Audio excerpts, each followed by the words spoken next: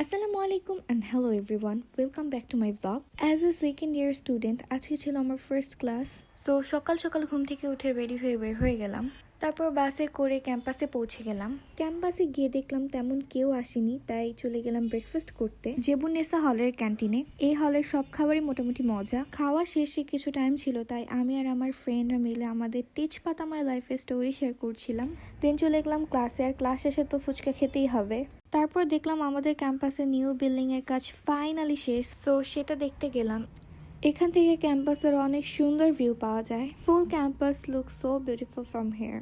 এত সুন্দর গ্রিনারি, হালকা হাওয়া, চারদিকে গাছপালা, সব মিলে এনভায়রনমেন্টটা অসাধারণ ছিল।